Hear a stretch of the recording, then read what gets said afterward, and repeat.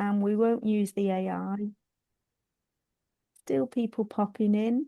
And you might want to take yourself off mute or type in the chat, what's brought you to this session today? Why this session now?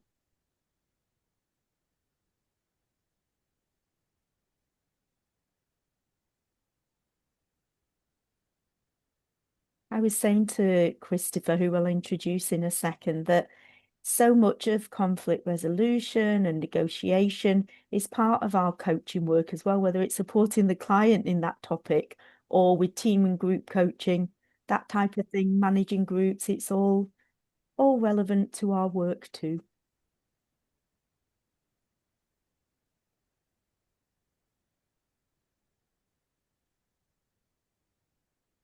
And so, if you've just joined, we're having a little chat about why this topic for you today, what brought you here. You can type in the chat or take yourself off mute if you wish.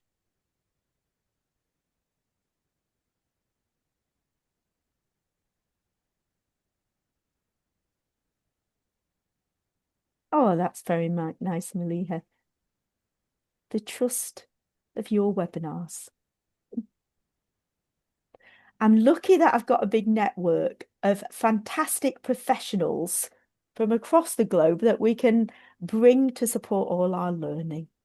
And on that vein, so Christopher Grout, I worked with him in projects that I was facilitating when he was the registrar at Qatar International Court, QIC DRC.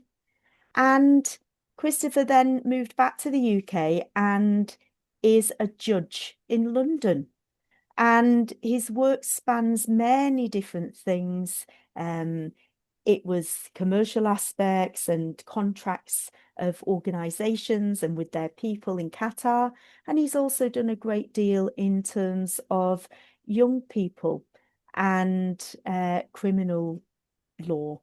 And so, Christopher, without further ado, thank you so much for coming today. I know you're in Qatar right now as we speak. We appreciate you spending the time with us, and over to you. Thank you, Claire, and thank you everyone for taking the time to join today. As Claire says, my name is Christopher. I'll just tell you a little bit about my background before going into the topic. I'm from the UK. I graduated with a degree in law before taking the bar course, and then I practiced as a barrister, specializing mainly in criminal law for about 3 years before I moved to the Middle East, where I worked as the registrar of the International Court dealing with civil and commercial cases. I did that for about 10 years. But whilst I was over there, had my first judicial appointment back in the UK, which was a part-time judicial appointment.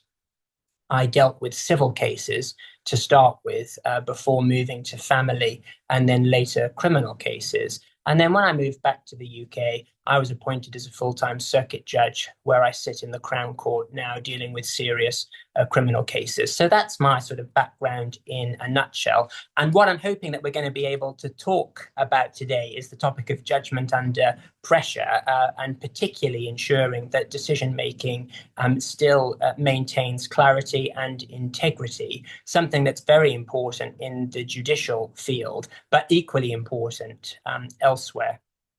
As I said to Claire before you joined, I'm not somebody who likes just incessantly talking to people. So I do hope that once I've said what I want to say by way of introductory remarks, we can open up more of a dialogue and discuss how perhaps some of the experiences I've taken from the courtroom can be applied in other settings. So because integrity features heavily in the topic of the discussion, and because I'm going to be talking about how experiences in the courtroom might translate to experiences in other people's professional lives, I wanted to start with looking at what we call in England and Wales the Guide to Judicial Conduct, because what the Guide to Judicial Conduct sets out is that there are three basic principles which govern judicial conduct. Judicial independence, impartiality, and then the third one, and most importantly for the purposes of today, is integrity. So those are the three principles which underlie judicial conduct in England and Wales. And as the Code of Conduct makes clear, and I have a copy of it in front of me, what it says is that these three principles provide judicial office holders with a guide, both as to the way in which they discharge their judicial functions, but also as to the conduct of their private lives, to the extent that a judge's private life might influence the way in which they behave when acting judiciously. And although I'm talking about my experience in England and Wales, in fact, those three principles have much more universal application, because they are a distillation of what were in fact six fundamental values known as the Bangalore Principles of Judicial Conduct. They were enacted by the United Nations Human Rights Commission in Geneva back in 2003. And so that's where those principles come from. So judicial independence and impartiality speak for themselves. I don't want to spend any time on those, but I do want to spend time on the issue of integrity, because that is something which I think is relevant not only to judicial office holders, but to all of us who hold management or leadership responsibilities. Because if we don't act with integrity, then it's unlikely that we are acting properly. So returning then to the judicial code of conduct, what the guide says about judicial integrity is that judicial office holders are expected to put the obligations of their office above their own personal interests. And in practical terms, this means that judicial office holders are expected to display the following five characteristics. And I want to go through those now. The first is intellectual honesty. Now, intellectual honesty doesn't simply mean not being dishonest. It means that in whatever you do, whatever you say, in the judgments and orders that you issue, the reasoning and the rationale has to be honest on an intellectual level. In other words, you are making the right decision for the right reasons, and you're not seeking to contrive or construct a decision that is not based on sound legal and ethical principles. The second is respect for the law and observance of the law. That's probably pretty self-evident. Judges, like anybody else, are expected to respect the law and observe it. The third one, which is perhaps slightly surprising at first blush, is prudent management of financial affairs. And one might ask, well, what does that have to do with the discharge of judicial functions? Perhaps nothing directly, but it is considered that in order to be a person that acts with integrity, your own financial affairs must be in order. And so it's considered that it's vitally important that judges ensure that they have financial propriety in their own personal lives, and that if they don't, it's considered a breach of those principles.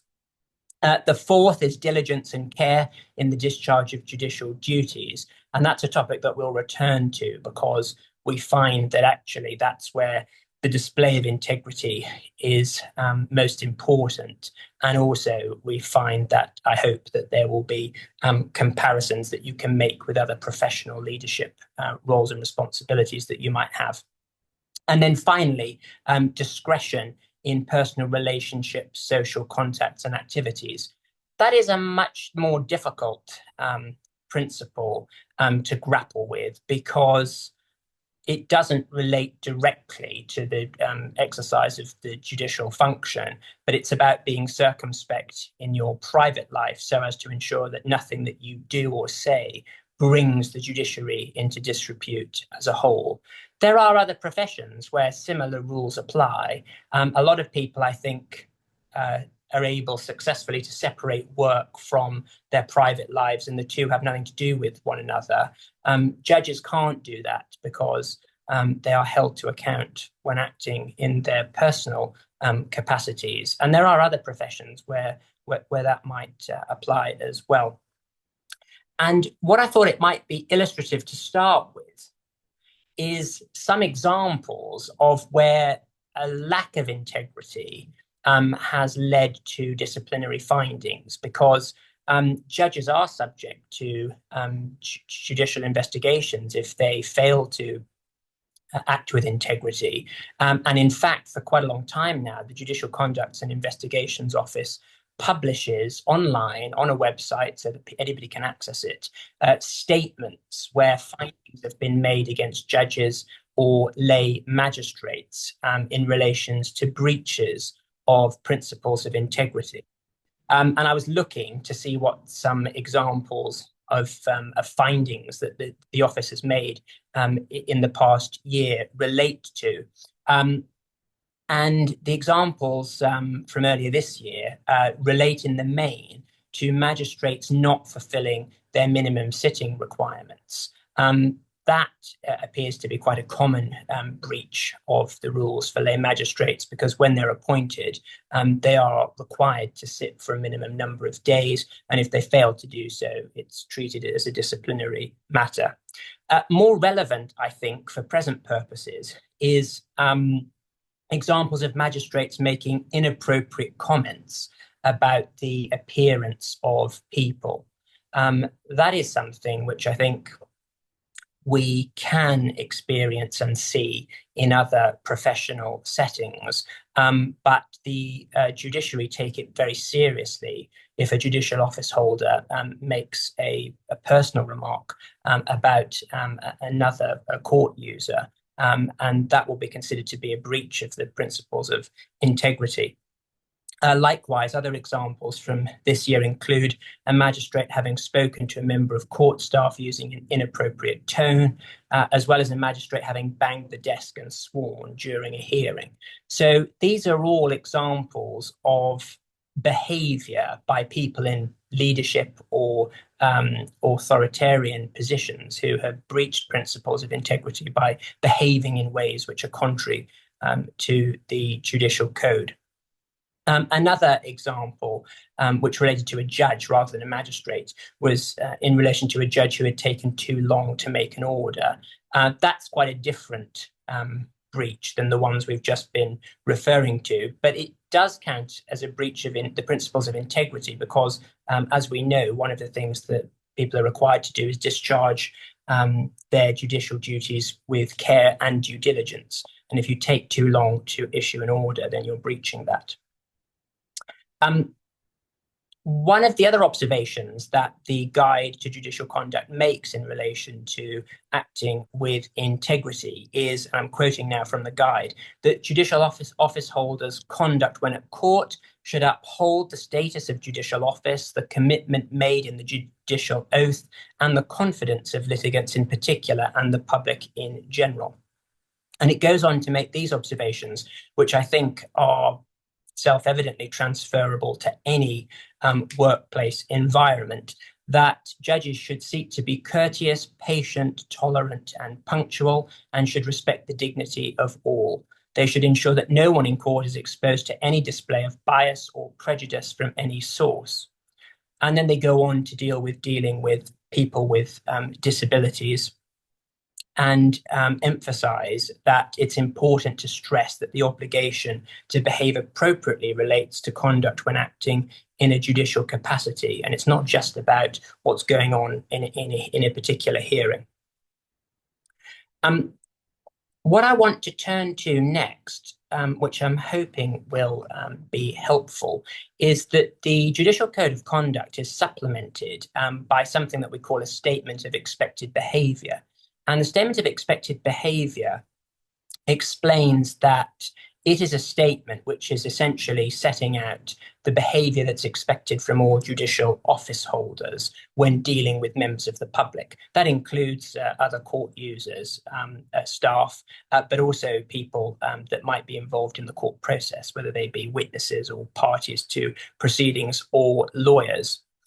And what it says is that all judges should do, and then it sets out a list of things. And I want to go through the list. It's not very long, but when I do that, I think it would be helpful if maybe you reflect on whether the points that are made in this standards of behavior could apply equally to people that are in leadership roles in other areas or positions of authority in other areas, because I think you'll find that they do.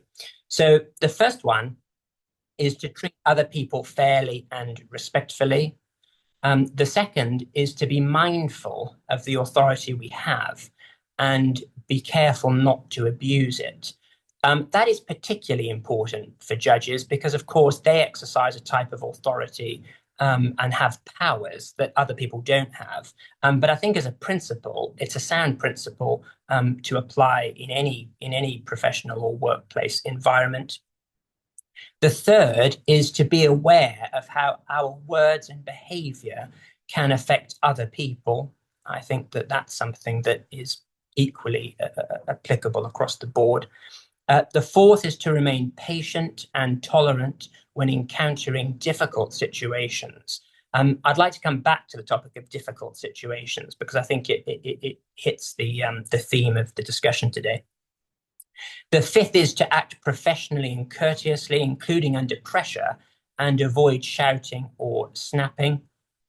The sixth is to aim to ensure that no one in a hearing room is exposed to any display of bias or prejudice. Well, of course, that statement is referring to hearing rooms, but if you ignore the word hearing room, I think we can all agree that in any setting, people shouldn't be subjected to bias or prejudice for any reason. Then we have building effective working relationships with colleagues and staff. We have welcoming and supporting new colleagues. And then finally, and I would suggest equally importantly, although different from all of the other topics that we've just looked at, be open to feedback if we have done something that may have caused discomfort or offence. And I think that's a particularly tricky one because if you're in a leadership role or a particular role of authority, I think being open to feedback can be quite a challenging thing, not only for you as the receiver, but also for people to feel comfortable enough to give you feedback in the first place. And so one of the things I would be interested in discussing with people is if you're in a leadership position or if you're in a position of authority, how do you foster an environment that allows those that you are ultimately responsible for to provide constructive feedback to people who might be above them in a hierarchical chain? And what that statement of behavior ends by saying, and I think it's right, is that if you uphold the contents of the statement, what it will do is help the judiciary foster an inclusive and safe working environment. And that's really what we're looking to do.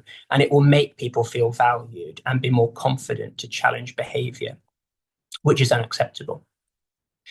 So I did say that we would be interactive and we will. But before I get there, I just thought it might be helpful to provide some examples from the courtroom where these principles of integrity have been challenged, or at least have put the decision maker in a highly pressurized environment, so that you can see how we deal with them. And see whether or not there's anything that you can take from those that might be helpful.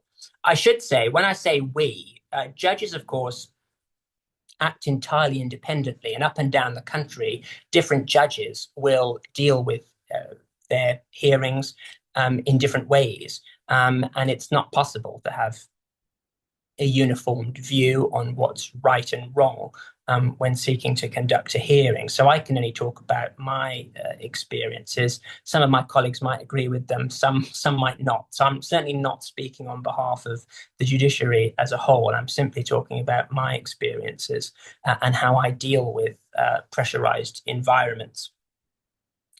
I think an important thing to remember about the courtroom is that there is a unique relationship between the judge and the people who appear before him or her, because although people are very used to dealing with people in authority, they're not used to dealing with people in a professional court environment on a regular basis, unless they happen to be people, and there are people that fall into this category, who are repeatedly in trouble. And so it's really important that when you're exercising authority in a courtroom, you're very mindful of the fact that for a lot of people who are appearing before you, it's a very intimidating environment because it's not one that they will be used to. And at least in my view, you ought to do what you can to put people at their ease, whoever they may be, whether they are professional lawyers, whether it's the defendant, i.e., the person who's charged with a criminal offence, whether it's a witness.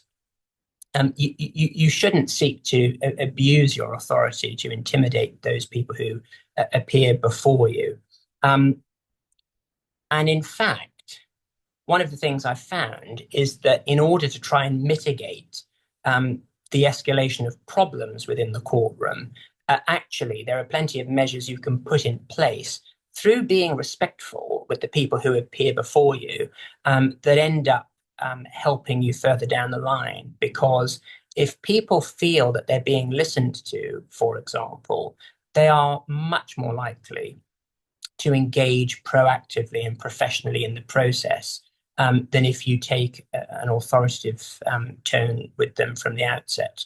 So simple things like introducing yourself, I find is very helpful because when I was a lawyer, one of the feelings I had, which I felt very strongly about, is that often the people who are affected by these cases are, I won't say overlooked, but they were not, in my experience, seen as the focal point of any particular hearing. The judge would talk to the lawyer and the lawyer would talk to the judge, and the defendant would just be sitting in the back listening to all of this that's going on. And ultimately, it's a case about people. It's not a case about professionals. And so I always make a point of introducing myself to the defendant and speaking to witnesses who are coming to court, explaining my role, explaining the purpose of the hearing, but also managing expectations, because that's another way of reducing the pressure in what is otherwise quite a high pressured environment. If from the outset, everyone knows why we're here and what can be achieved in the time available. And so, because I deal with a lot of people who are charged with very serious crime, most of them are in custody, so most of them are in prison. And one of the things that people will often be very keen to know is, when is my hearing going to be? Am I going to be granted bail? Those sorts of issues. And so, to the extent that you can manage their expectations by explaining what issues you'll be dealing with and what the outcome will be in relation to those issues at the beginning, all the better, because even if they're getting an answer that they don't like, at least they know from the outset what's happening, and they're not waiting to find out at the end. So instances, returning back to the topic of the theme, I thought I'd talk about some instances of judgment or judgments under pressure, and looking at some of the factors that can contribute to decision making in times of pressure and how you can try and alleviate that, depending on what the issue is. The first thing I want to talk about is time, because time constraints in any environment can often lead to having to make a high pressured decision.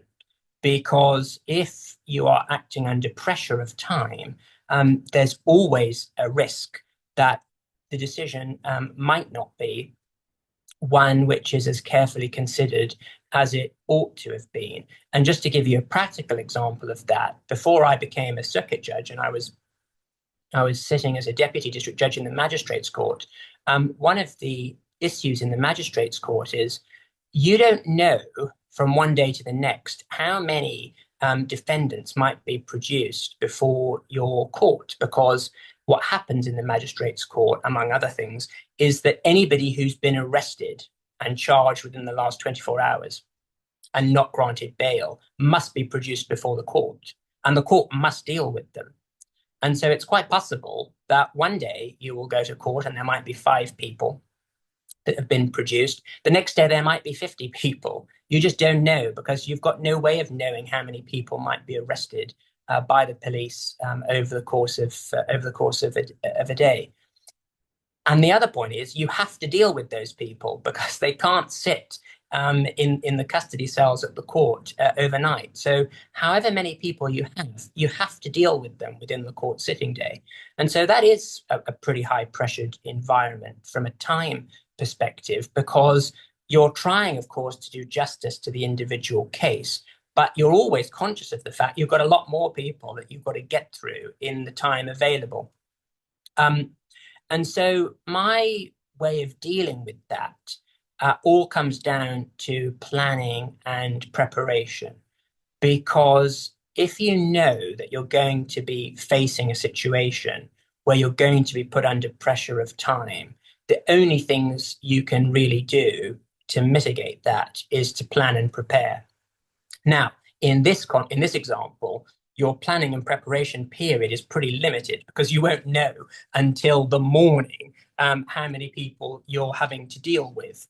But still, you do have that window of 1 or 2 hours where you do know who's coming, and you can utilize the time effectively to prioritize the cases and decide, at least provisionally, what processes are going to have to be put in place for each case. So, for example, if you've got a young person or a person with mental health issues, you're going to want to prioritize those procedurally and deal with them first so that they're not waiting in the cells all day before you finally get to their case at 4 or 5 o'clock in the afternoon. So even in a time pressured environment, you can still use whatever preparation time you've got available to plan and decide, at least provisionally, what is going to be happening with these cases, so that you're not caught on the hoof when they come before you. There will, of course, be occasions, and I think this is true not just in court, but in all or other professional settings, where it's just impossible to make a just decision in the time that's available to you. And I think sometimes you have to be very clear about that and say, look, the reality here is there just isn't the time to make a properly considered decision in relation to this case now. And so if you do have the luxury of being able to put it off to make a decision on another day, rather than make it in the limited time you have available, then I think that's always something to reflect on. So sometimes consider whether actually you do have to make the decision now, or whether it's something that can wait. The next topic or issue of pressure I wanted to talk about is, what about high profile matters that you might be dealing with? I'm going to be talking about high profile cases, but obviously it could be anything that's high profile to your particular environment. So anything that's likely to attract a significant degree of publicity can also be the source of pressure, because everybody, whatever role or job you're doing, is likely to be conscious about public criticism.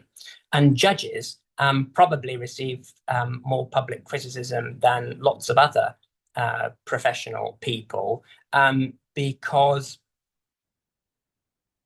court hearings, generally speaking, are public hearings, and what goes on in court is often reported in the press, particularly if the case or cases has a degree of public interest about it, whether locally or nationally, sometimes even internationally.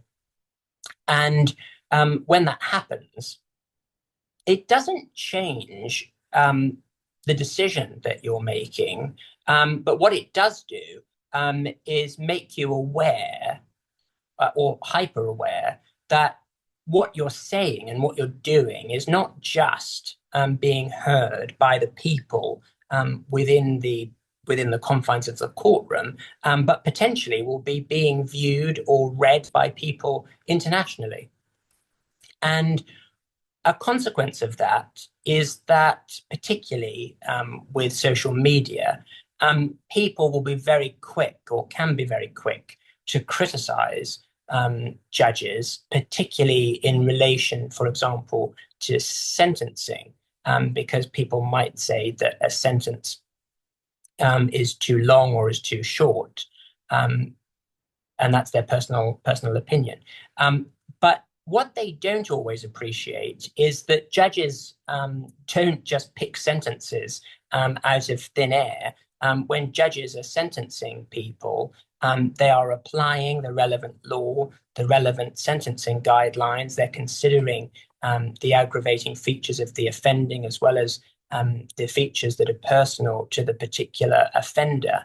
And what they are doing is they are passing a sentence, which, if you ever go to court and listen to a judge sentence somebody, or you read their sentencing remarks, you'll see that they sentence in a very methodical way, which sets out very clearly the reason why the sentence they're passing is the one that they're passing.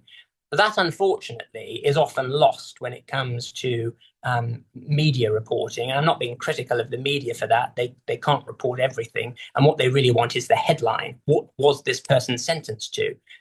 But all of the other stuff that the judge has gone through in order to sort of alleviate, if you like, the pressure of outcome by explaining clearly why that outcome has been reached is often lost. That, unfortunately, is just a consequence of this particular role. But what I think I would say is, if you are in any sort of leadership role or role of authority where you're likely to be subjected to public scrutiny, then all you can do is ensure that you have acted in a way that is transparent. You have carefully considered any decision that you're going to make, and you give your reasons for it. Whether all of that is properly reported is kind of out of your control, but that's all you can do to ensure that you continue to act with integrity in those sorts of situations. The next topic I wanted to talk about is dealing with situations where there's a lack of relevant information and or situations where people, they might be professional people within your organization, make mistakes, because it can be very frustrating. It's certainly very frustrating for judges when relevant information is not put before them, either because it simply hasn't been considered, or because it has, but for whatever reason, the lawyers involved haven't been able to obtain it. My response in that situation, you've got to keep calm, first of all. It can be very tempting to get annoyed, but that doesn't help anybody. Keep calm and ask the question to yourself, can you nevertheless make this decision absent the information? It might be that you can, because ultimately the information that's not available doesn't impact the decision that you have to make. On the other hand, if it's critical information, you have to think very carefully about whether you can take the relevant decision, because how can you make a decision properly or fairly or justly, one that is a decision made with integrity, if you know that you don't have key information before you? And so sometimes you will have to delay making a decision until the relevant material is located. There are two final situations I want to talk about before I kind of open this up. And these are definitely situations which, although again, I'm looking at it from a courtroom perspective, are ones that you will find in any professional setting, and one that leaders, managers will have to deal with, I would suspect, regularly. The first is how you deal with emotionally sensitive situations. These are frequent in the courtroom. I mean, I spent some time, not a lot of time, as I said, but I spent some time working in the family court, and I certainly found that that is one of the areas where people are much more likely to be emotionally sensitive to decisions that are being made, particularly, for example, if it concerns their children. And the key there is you've always got to remain objective in relation to the issue you're deciding. But objective is not a synonym for being insensitive. And there are ways in which you can make objectively sound reasons whilst also being compassionate and understanding. to the respective position of the parties. And I think that sometimes the stereotypical view of the judge is that they're not very compassionate and understanding, but that's not my experience actually, particularly in cases involving vulnerable parties or sensitive issues. Of course, a judge will always end up making a decision which at least one party is not going to like, but that doesn't mean to say it has to be delivered in a way which tramples over the emotions of the individuals involved. Um, so that's what I would say. I would say about that. Um, the final one is heated situations where people are getting angry, and that is where there is the biggest scope for things to go awry if people get angry and lose their temper. And this really needs to be avoided at all costs. It's very easy for a judge to get angry. And the problem when a judge gets angry, unlike perhaps other professional settings, is that when a judge gets angry, there's a risk that he might send somebody to prison because that's a power that's available to him or her. And in fact, although it's a power that's available, it's a power which is very rarely exercised because judges acknowledge that the environment in which they're working is one where people might be quick to temper. And they don't, generally speaking, make the situation worse by then sending somebody to prison because of the way in which they have responded or behaved in court. I mean, I have to say, you'd think that in a criminal court, that's where things are most likely to get a bit tetchy. But actually, no matter what a defendant has been convicted of in the case where someone's been convicted, they tend to be very respectful of the court process, regardless of what happens. But say, for instance, you pass a sentence on somebody that might be longer than they were expecting. It's not unheard of for people to get angry about that. And when they get angry about that, they might shout, they might swear, they might curse at the judge. Now, okay, if the judge wants to, they could find them in contempt of court. But really, what is the point of that? If you've just sentenced somebody to 20 years or something, what do you expect them to do? How do you expect them to respond to that? And so the point I'm really making is, even though you may have a particular power, it's not always sensible or prudent to exercise it. Of course, prevention is better than a cure in these circumstances. And so, one of the things I'm always alive to, particularly in criminal cases, is if there are signs that things might go wrong, what you can do to alleviate those, so that the situation doesn't explode. And very often you can tell just by non-verbal cues that somebody is getting extremely irritated with what's happening or where things are going. And I don't hesitate to pause and have a break in proceedings if I think that's necessary in order to calm a situation down. And I think that applies in any setting. If you're having a conversation with somebody and it looks like it's becoming too much, there's no harm in stopping it, taking a breather, and then resuming it when everyone is back on track. The other thing I think, though, which is much more simple and straightforward, but which I actually find is one of the most powerful tools available to you to stop these situations from arising, is just to be very considerate in the vocabulary and the language that you're using. Because you can give somebody very bad news as far as they're concerned, for example, but you can do it in a way which is respectful to them. And in my experience, at least, you tend to find that they just accept it because no one likes putting to one side now the court environment, but nobody likes in any professional setting giving bad news to somebody. Maybe you're about to let go a member of your staff. Maybe you're about to tell them that there's going to be disciplinary proceedings, whatever it might be. No one likes doing that. But if you're careful and considerate in the language that you're using, um, that's half the battle, actually, because what people take real umbrage with is being spoken down to. And if you avoid doing that, I think you really minimize the risks of things going wrong.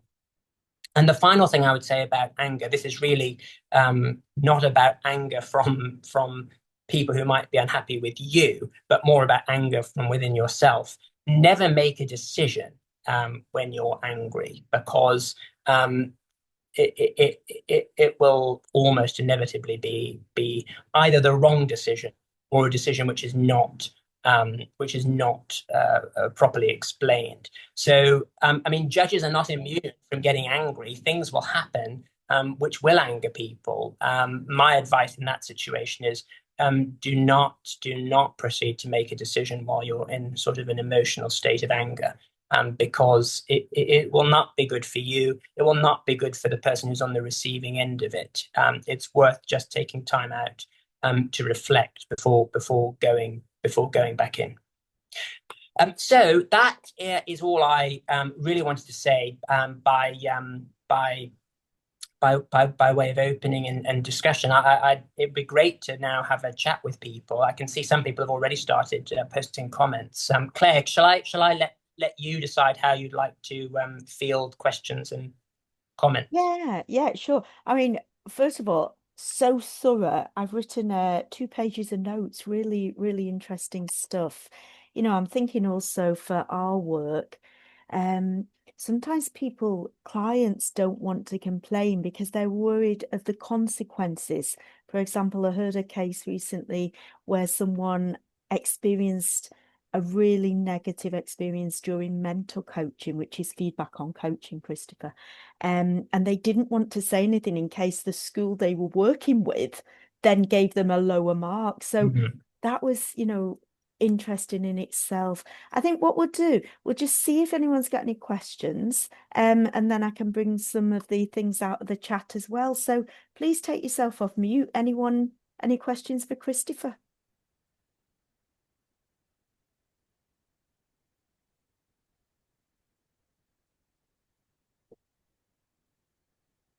Well, first of all, my name is Naila. Hello, Christopher.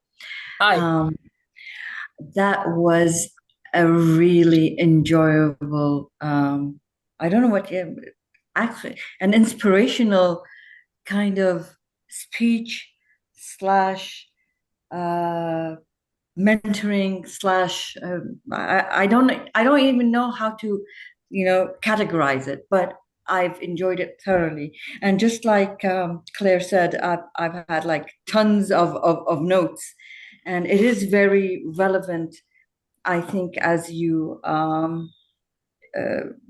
as you said, that it's relevant to any profession. Being in a high demanding profession as myself, in the oil industry, I can definitely relate to almost everything you said, and being in a leadership role as well.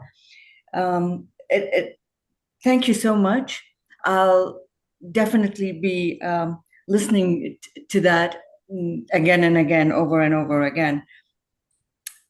Just one of the things that I'd like to ask, when you said about taking decisions and you don't have time to make decisions, um, either because of the time pressure or because of not having the right resources, enough facts to back up your decision. And once you've taken that decision, and then later on, because you had to, and then later on finding out that you took the wrong decision, then how do you deal with that? I mean, a lot of people, especially in our culture, I'm from the Middle East, I'm from Kuwait, so you have this notion of saving face, and I think in Asia as well. So being in a position as judge, somebody in authority, if you come to realize that you've made a wrong decision, you've sentenced somebody, unjustly. How do you deal with that? Can you and can you go back to it without, I mean, a lawyer giving a petition or, challenging the decision you made? Let's say nobody has officially challenged your decision, but you came out to find that the decision that you've taken is not the correct one. How do you deal with that? Nala, first of all, thank you for your comment and thanks for attending. So from a judge's perspective, that can be quite a challenging issue because generally speaking, once you've made a decision, you're what we call res judicata. You no longer have anything to do with the case. And if a party wants to complain about it, then their method of doing so is to appeal it to a higher court. That having been said, you did actually touch upon one area where judges can revisit their own decisions where they've made a mistake, and that's in relation to the issue of sentencing. So if you pass a sentence and then discover that for some reason it was unlawful or there was a problem with it because you didn't have relevant material information, you can, albeit within a specified time frame, call the case back in order to correct it, and that's a very useful power, and judges use it not infrequently because it's much better for the judge to deal with it than have to force the party to go through an appeal process. And just to give you a very silly example, but one that happened to me not that long ago, I had sent a young man to prison for a quite serious offence of violence. But it also involved him driving dangerously. And when you have one of those offences, you have to put points on the person's licence. And in ordinary circumstances, you have a discretion as to whether you disqualify or not. And what had happened in his case is the licensing agency that was responsible for managing his license, the information that was before the court was that this is somebody that had not previously had any points on their license and had not been disqualified from driving before. But after I sentenced him, it turned out that in fact he had previously been disqualified, and although he had since had his license returned to him, he also had other points on it. And had I known that at the time, the decision I made in relation to his disqualification and the period of it would have been different. And only I was aware of that. The lawyers didn't know because the authority had written direct to the court. And so in that situation, the judge has the power of his or her own right to call the case back and amend the sentence because of the information that's come to light. So there is a very limited power to address the issue that you raise, but it is pretty limited. Generally speaking, once you've made a decision, that's it, and anyone upset by it will have to appeal. I think it's important to say, of course, in other professional settings, that issue is unlikely to arise. And so it's really important that if in another setting, forget about the courtroom, you do make a decision which you later come to realize was wrong because you didn't have relevant information before you, then I would suggest it's vitally important to recognize that you've made a decision which is not right and seek to remedy it if you can. And I do take your point about saving face. People don't like to, generally speaking, acknowledge that they've made a mistake. But the way I look at it in that situation is it's not about having made a mistake. You made a decision on the information that was available to you at the time.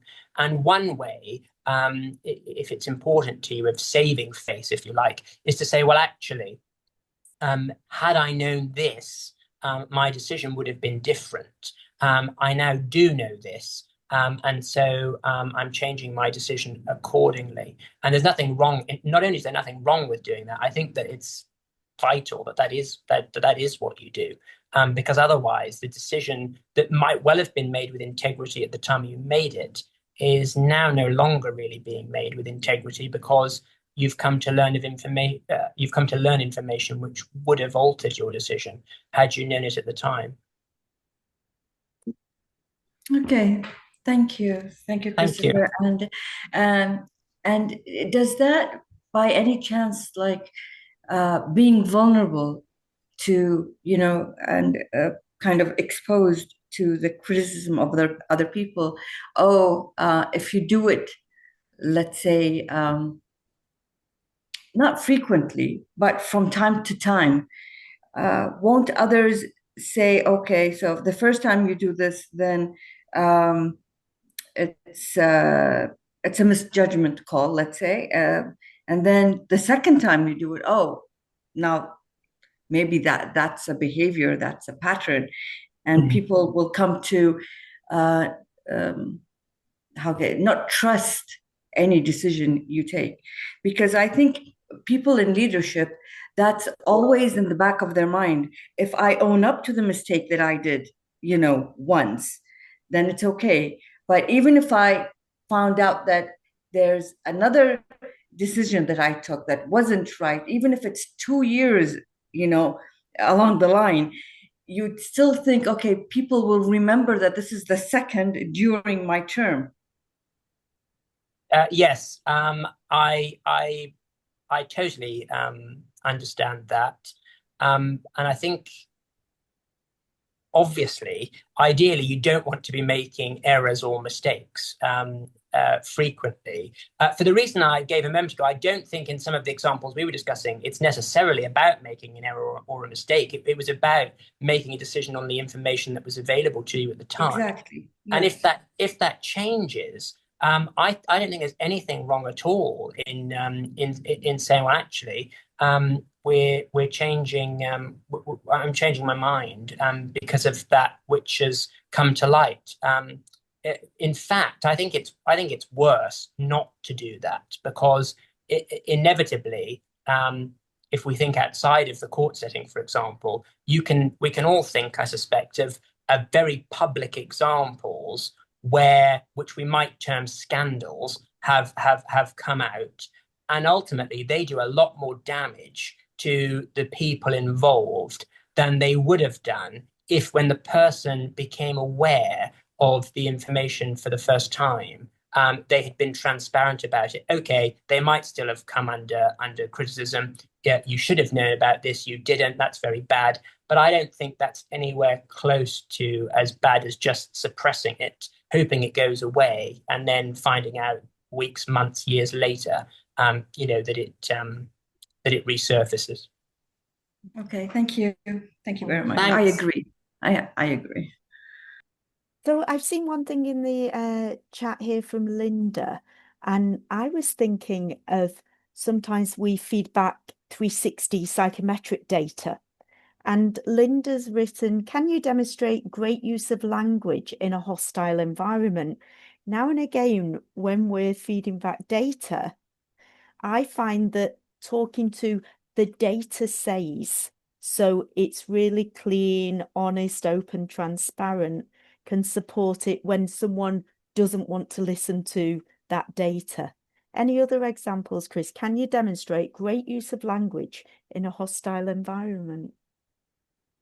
Yes, I mean that it is a good question, and I think that there will be some stock phrases that you always have to deploy that are helpful and that can get you out of what might be a difficult situation. But putting aside stock phrases, I think that the most important thing is to tailor your the language you use to the person that you're dealing with.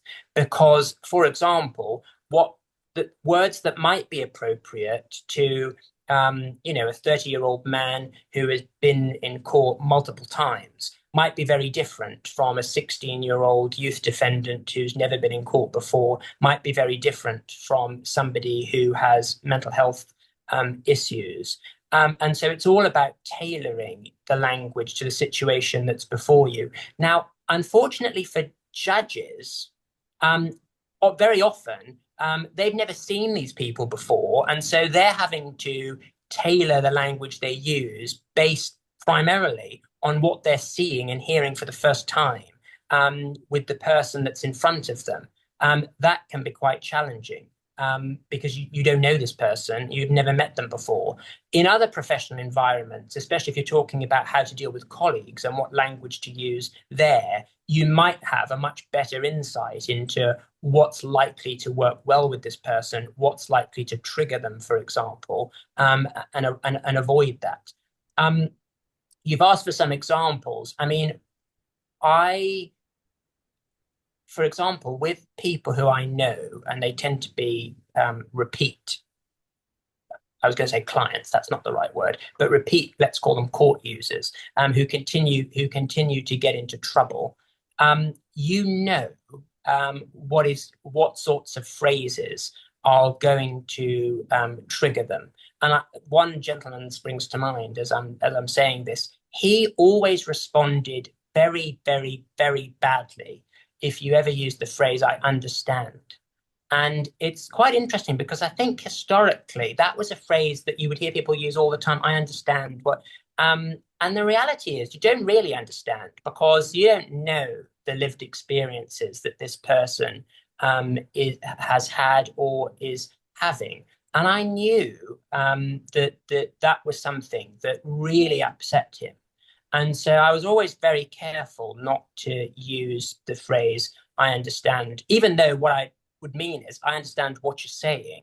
But it was the phrase, I understand. It used to drive him to distraction. So I would always avoid then using that phrase and instead, say, thank you very much. I've listened very carefully to everything that you have had to say. And for him, that worked very well. Oh, the judge has told me, he's listened to me, and that's what mattered. Whereas if I'd said I'd understood him, he would become very angry. And so to the extent you can, I think it's helpful to tailor your conversations with people and try and avoid things that might set them off. That can be difficult. I acknowledge that, particularly if you don't know the person. But it's all about reading the room. And in fact, I was watching a video only a couple of weeks ago from the College of Policing, where the person they'd mocked up court environments that had got aggressive.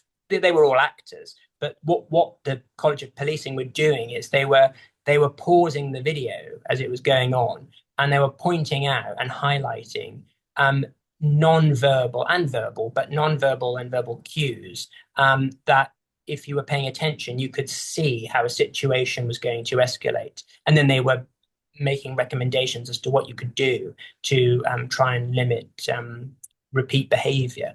So I think it's all about tailoring your language to the individual before you. Stock phrases are helpful and they can be useful in many cases, but if you have a particularly vulnerable individual, somebody who you know is going to be quick to anger, I think you've got to try and do what you can to avoid that situation from arising. Christopher, have you got a hard stop on the hour? No, I don't. I'm fine. So there's 3 or 4 other questions in the chat. If you're comfortable to maybe look at those briefly, yeah, sure. How does that sound? So one of them is from Aki. In this world, there are high-profile and emotionally sensitive issues, such as nuclear power, where both proponents have reasonable justification. So when it's a thing where you've got your own personal views, how can judges maintain impartiality and integrity in cases? Yeah, well, I mean, that's a very common and important question because judges obviously do have personal views about things because they are people and they are entitled to have personal views. And it's yes, it's sometimes funny when people assume that that in order to be independent and impartial, you can't hold a view on something. Of course, judges hold views on all sorts of things. The important thing is they mustn't allow any personal view that they hold to impact or influence the decision that they are taking. And if you look at some of the court jurisprudence, for example, in England and Wales, on cases involving allegations that a judge not necessarily has behaved in a way that is biased, but there is an appearance of bias, which is just as important. They tend to be quite few and far between, because judges tend to be very careful not to express any view about a case, particularly a political or emotionally sensitive or high-profile case that may question their impartiality. I should say that judges themselves will, if they consider that there is some reason why they shouldn't hear a case, because they may in some way be connected with the issue at stake, they will disclose that to the lawyers, and they will say, look, I have this particular connection. Does it cause anybody a problem? And the lawyers might say, no, actually, it doesn't, but thank you for telling us. Or they might say, yes. They might say, even though we're not suggesting that any decision that you issue would be a biased one, there is now an appearance of bias that's been created because of the nature of the disclosure that you've made. And when that happens, if the judge agrees, and it's always a matter for the judge, but if the judge agrees, they will simply recuse themselves from hearing that particular case, and another judge will take over. But I have to say, the circumstances where that happens are pretty extreme, because otherwise you risk creating a situation where judges simply say, well, I can't deal with this case because I hold a view on it, and that's not very helpful. And so, generally speaking, whatever personal view a judge might have about any topic,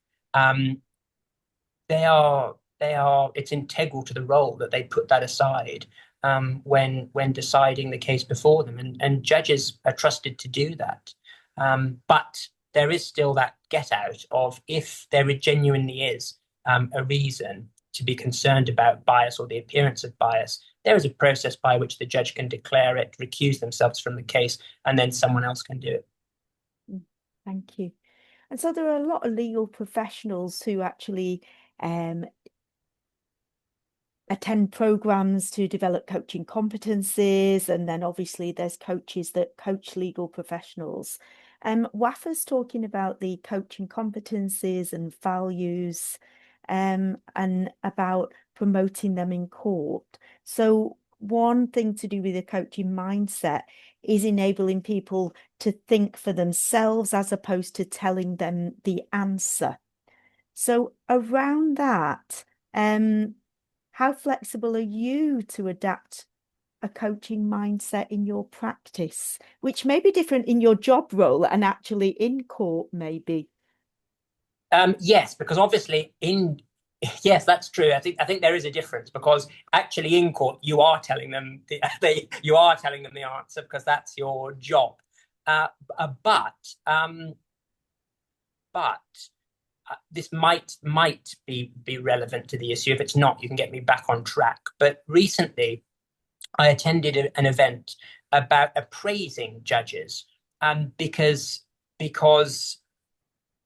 save for within the formal process of appealing a decision, judges generally sit on their own in court. We don't have panels of judges. Some of the courts do, but for example, in the Crown Court, you sit as a single judge, so you don't have any colleagues sitting with you. And so there isn't anybody to provide feedback on your performance or the way you interact with people. The lawyers certainly won't do it, because they're not going to risk incurring any wrath or displeasure from the judge. So there isn't anybody there to provide feedback to you about how you perform. So one of the things that happens with not with all judges, but with certain judges in England and Wales, is that judges are now undergo an appraisal system where a judge will a more experienced judge generally will sit in court and observe, and then they will provide feedback to the judge on their performance. And when I talk about feedback, it's not at all about whether they've made a decision in a case which the appraising judge considers to have been the right decision. That's not what it's about. It's more about things like how the judge communicated with court staff, how they communicated with the parties that appeared before them, how they managed their time. And so I think that's the closest thing I can think of that might segue into the issue of coaching, is this idea of having an appraisal where another professional is able to express a view about the way in which you behave and the way in which you conduct yourself, so that you can reflect on that going forward.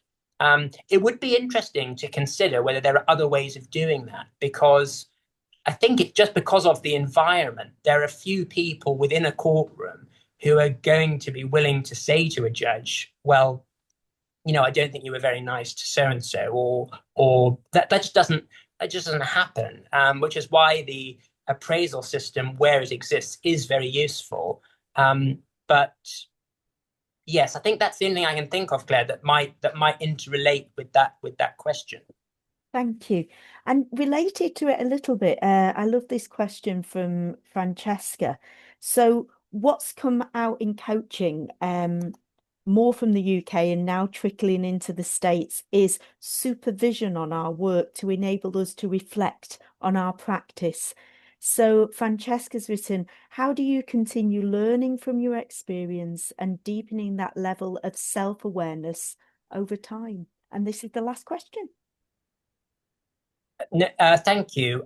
Well, I actually consider that to be one of the most important questions and one of the most important things to do, because when I was appointed as a Crown Court judge, I hadn't sat as a part-time judge in the Crown Court, so it was a very new experience for me. I was sitting in a court that I wasn't familiar with. I didn't know the people there. And compared to my colleagues, I was appointed at a relatively young age. And so one of the things I was very concerned to do was to very quickly learn and develop based on the experiences I was having in court. There are some, basic fundamental things that you can do, which all judges do. So, for example, we, like other professions, we do undertake continual professional development. So judges will go on training organized through the Judicial College every year. And I have to say, the training is very, very good. And everybody goes on. It doesn't matter how experienced you are. There's training available for everyone. And you can pick the sorts of courses that you go on so that they're relevant and tailored to the area of law that you practice in. So that's one thing you can do.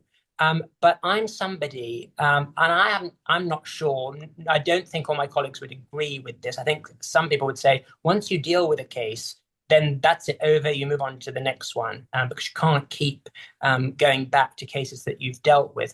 But I am somebody that reflects on cases I have dealt with. I just can't help it. And I think, how would I have done things differently if I was doing the same case again?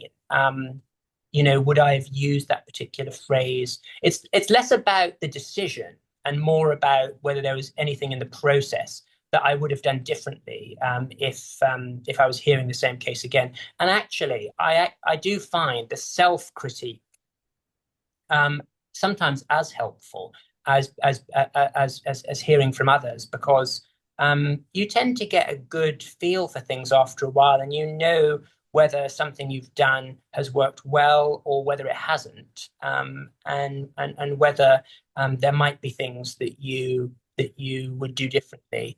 in future situations. So I am all one for not just undertaking professional ongoing development, but also self-reflecting and critiquing my own decisions, because I find that that's a good way to learn and develop for future cases.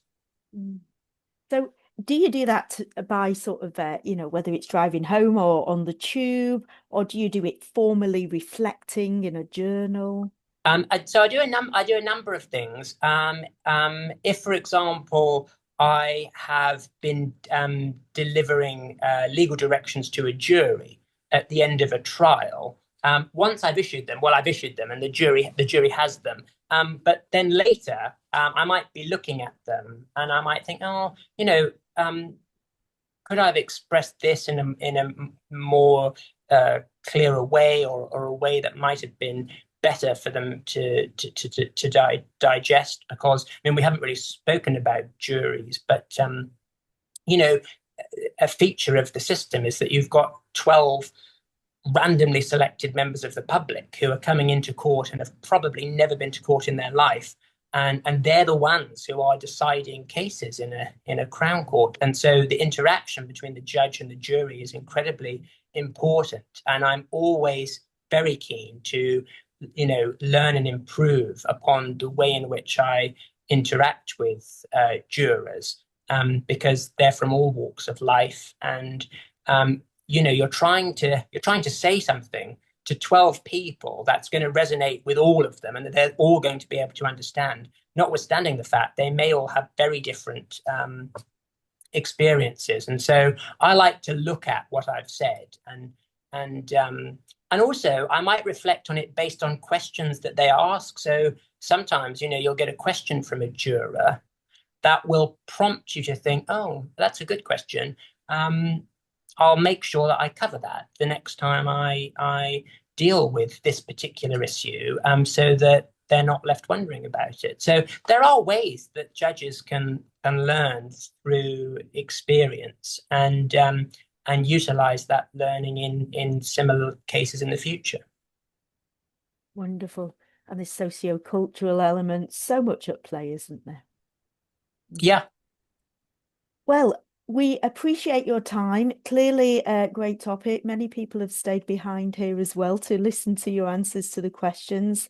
Thank you so much for the work you do, the compassion, and just being vulnerable here today, sharing with us. We appreciate it, Christopher. You're welcome. Thank you for inviting me, and thank you for attending. Pleasure, pleasure. Thank you, everyone. And the next Community Cafe is next year, so we'll send you emails about what's coming up for 2026. Lovely to see everyone. Safe journey back to the UK, Christopher, and thank you. Catch up with you soon. Thank you. Bye, everyone. Bye-bye.